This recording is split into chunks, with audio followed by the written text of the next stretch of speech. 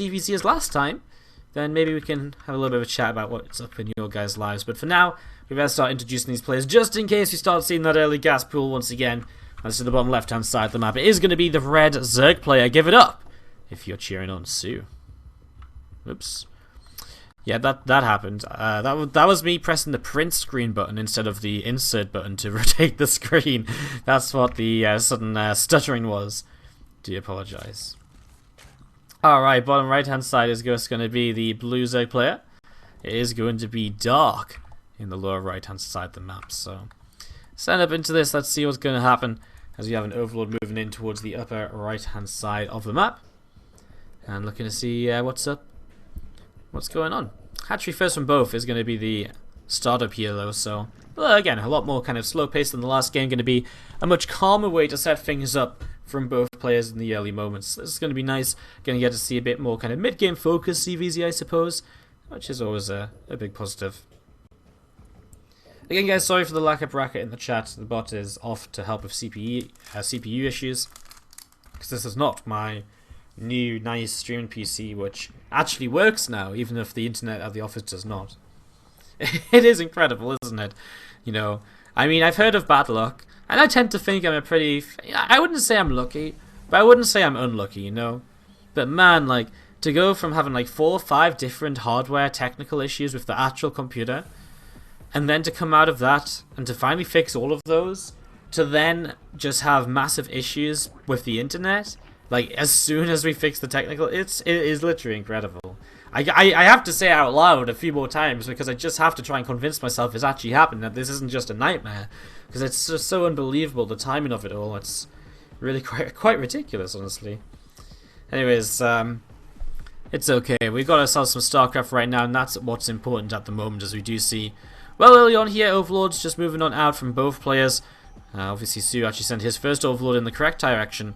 It's kind of I mean, it's just a bit of a coin flip, but generally players do send their Overlord towards the base which has their natural expansion closer to them first, if that makes sense. So Dark will send his north, because that Overlord will reach this natural expansion before the main, and soO sends his to the east, because he would reach this natural expansion before the main. And the natural expansion is kind of what you want to see as soon as possible, because it does give you an idea as to, you know, if it is a hatchery down or not, rather than going in towards the main where you don't actually want to fly too much further in of the Overlord anyways, because then you're probably going to get it shot down. So better to send the Overlord in towards that natural expansion early nonetheless.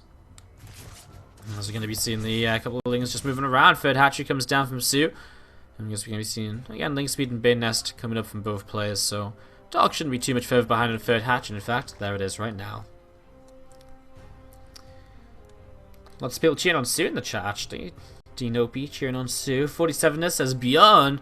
I'm sure you'll get to see a little bit of Bjorn later. He's playing live right now in the round of 8. I think that's on Take TV if you guys want to go check out some Bjorn action from the Olimoleague, as it is being covered in so many different languages. I think we've got, if I'm not mistaken, Korean cast obviously with Crank. We've got German cast. We've got French cast from O Gaming. We've got me, the English cast, and I believe we've also got a Chinese cast today. So yeah, pretty neat. Pretty neat. Always nice to see all the StarCraft being broadcast in multiple languages from around the world. As you do see, just Lings chasing each other right now, and I guess the action's starting to heat up a little bit here, with Dark making a couple of aggressively placed Banelings. We'll start to send those forwards, hit 4 or 5 Lings initially with the first Bane. That's definitely a great start. 2 Banes from soO looking to see what they can do as well, and both players just skirmishing right now around the center, around the bottom side, looking to see what direction they can go in, to see what will happen. Rotoran dropping down here in the back from soO, and that's about halfway done here. Creep Tumor coming out at the front as well. Obviously for soO at the moment, he's just looking to connect up his creep spread, and he's going into that Rotoran, so he's really wanting to kind of further his tech here. Something we don't see from Dark, and again, so far Dark just taking a moment or two to kind of do bits and bits, you know, just taking a moment or two extra than soO to do these little bits and pieces. For example, his third base came down just that slight bit later. Just, you know, very slight differences, but overall it's still fairly even with the work count being similar, and soO just started up a couple of roaches right now, which will give him a slight little kind of army supply lead here at the moment. That said, actually Dark is down quite heavily on gas count, so he does start, but he has started up a lair, I suppose, which obviously eats into that a little bit. But it might come in to kind of affect him. He hasn't made any roaches at all, and he's even on gas, with both players having invested into 100 gas upgrade, you know, either with the lair or the +1. So yeah, that's interesting. Dark will just be a few roaches behind here overall, I think. As you see, coming over to the left-hand side, a few Zerglings, well, they're going to find themselves a creep tumor quite quickly, and they'll just die for a drone or two, just get what they can, but they don't get anything. As it's a nice defense from soO, very quick to respond, coming into position, and going from there. Now, with +1 on the way up from both players, we see the lairs on the way down, and something that's unfortunate for soO is that his lair is not really going to line up for roach speed with the +1 upgrade. In fact, his lair is very late for that, so while Dark is going to have roach speed and +1, soO will just have the +1 upgrade, so despite having a small advantage in the timing of that, I think it's fairly unlikely that we're really going to see soO be aggressive with the +1. Now that said, it is horizontal spawns, which means that it is fairly short rush distance, and so if soO really wants to, he probably could try and attack with the +1 upgrade advantage. But it's not going to be a crisp, strong timing like we're so often seen with the ZVZ when this is the case, so he's going to have to be really thinking if that's what he wants to do. Still not starting roach speed, making up a few more drones. It does look as though he's just making sure he's got enough roaches defensively, make sure he's not going to die to anything, and just making sure he's still building his economy as well.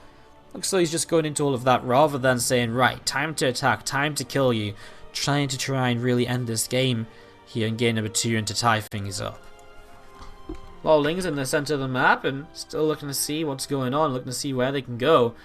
Coming around the bottom side and just looking to see what's happening. And Overseer here on the hold position is actually getting shot down by Queens, and it will go down, I think.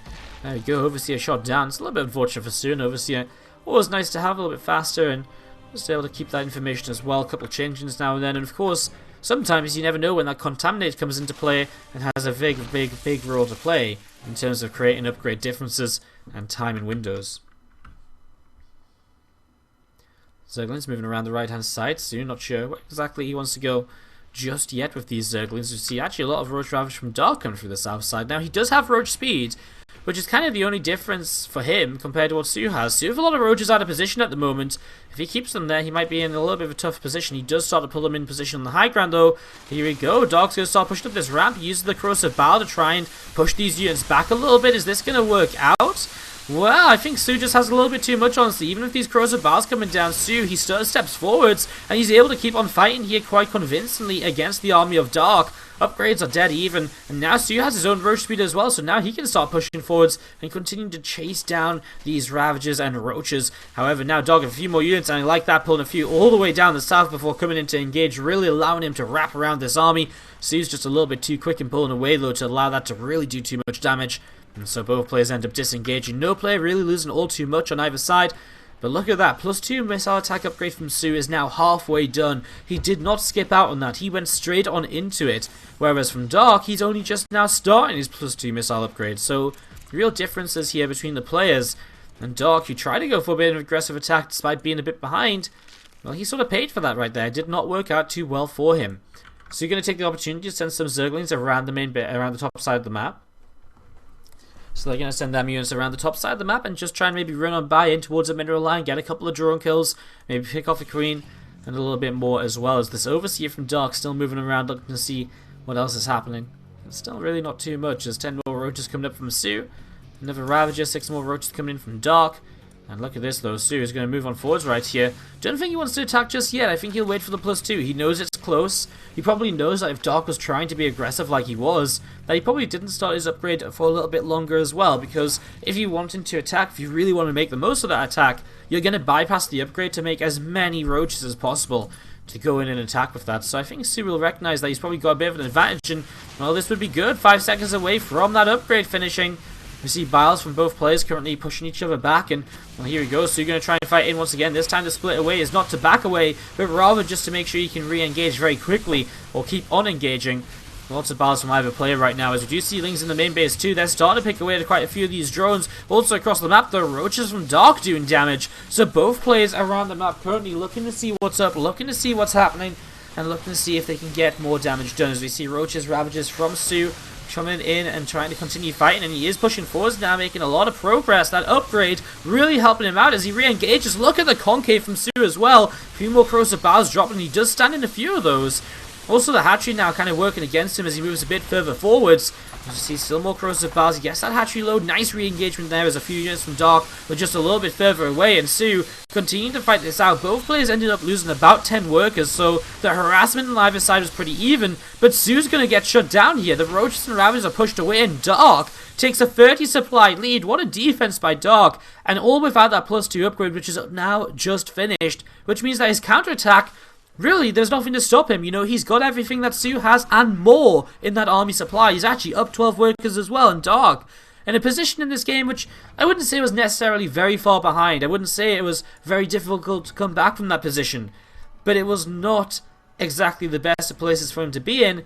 He's completely turned this around now, and he's making this really, well, he's really making a good case for himself at this point, as we see a Spire on the way up here from Dark as well.